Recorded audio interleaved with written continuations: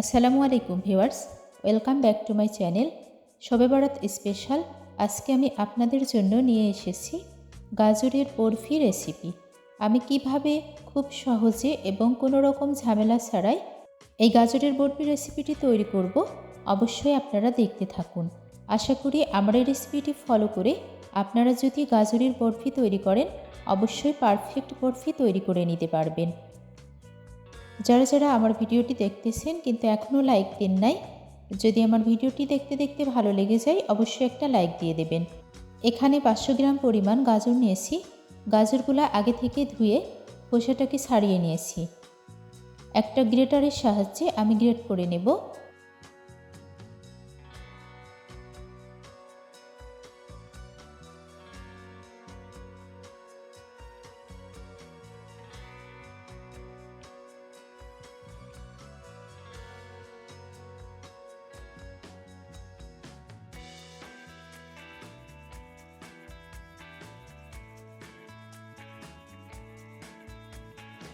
গাজরগুলোকে আমি গ্রেটারের সাহায্যে গ্রেট করে নিয়েছি।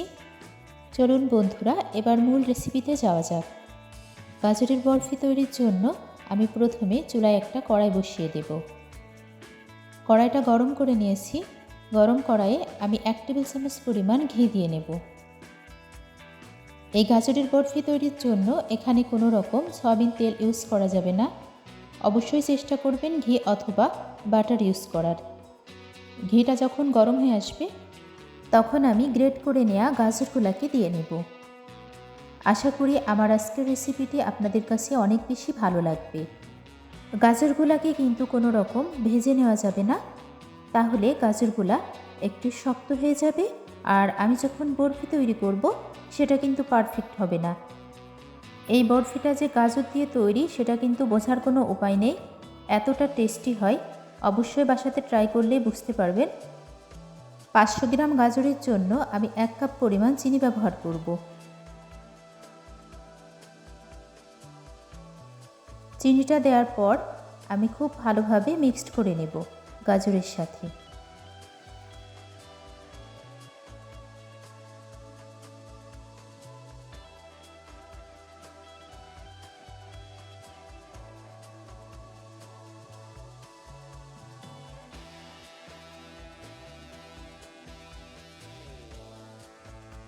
দুইটা সাদা এলাচ গুঁড়া করে নিয়েছি, সেই এলাচ গুঁড়াটা দিয়ে নিলাম দারুণ একটা ফ্লেভারের জন্য।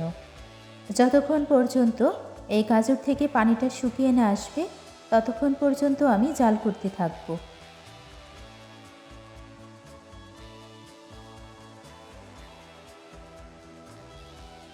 গাজর থেকে পানিটা পুরোপুরি শুকিয়ে গিয়েছে এবং একটা আঠালো ভাব চলে এসেছে। যখন এরকম হয়ে আসবে সেই পর্যায়ে চুলা থেকে নামিয়ে নিতে হবে। দেখে বুঝতে পারছেন কতটা দারুণ হয়ে গেছে। বরফি তৈরির জন্য পারফেক্ট হয়ে গেছে। আমি এখন একটা সার্ভিং প্লেটের উপর উঠিয়ে নেব।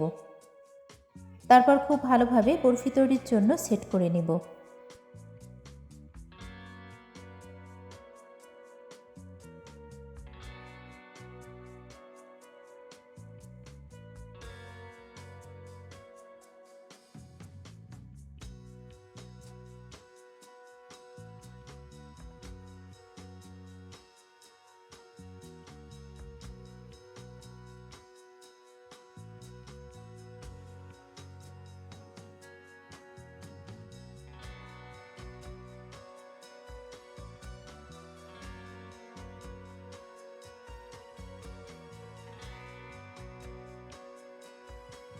কিছু কাজু বাদাম, পেস্তা বাদাম এবং কিশমিশ আমি একটু ঘি দিয়ে ভেজে নিয়েছি, সেটা দিয়ে নিচ্ছি।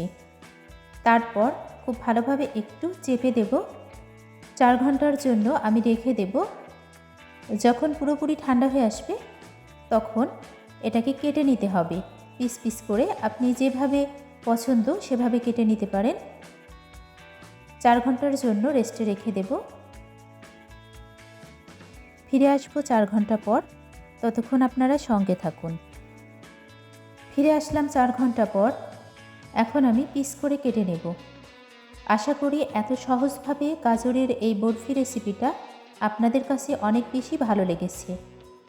আর যদি অতিরিক্ত ভালো লেগে যায় অবশ্যই আমার এই রেসিপিটা ফ্রেন্ডস অ্যান্ড ফ্যামিলির মাঝে শেয়ার করবেন। আমার চ্যানেলে অলরেডি গাজরের লাড্ডু রেসিপিটা দেওয়া আছে, আপনারা চাইলে সেটা দেখে নিতে পারেন। গাজর দিয়ে যে এত দারুণ বরফি তৈরি হয় সেটা আসলে আপনারা বাসাতে না তৈরি করলে বুঝতে পারবেন না। খুব দারুণভাবে কিন্তু শক্ত হয়ে গেছে।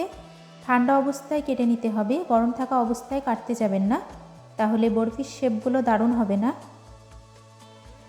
যারা যারা প্রথম থেকে শেষ পর্যন্ত আমার এই ভিডিওর সঙ্গে জুড়েছিলেন সবাইকে অসংখ্য অসংখ্য ধন্যবাদ।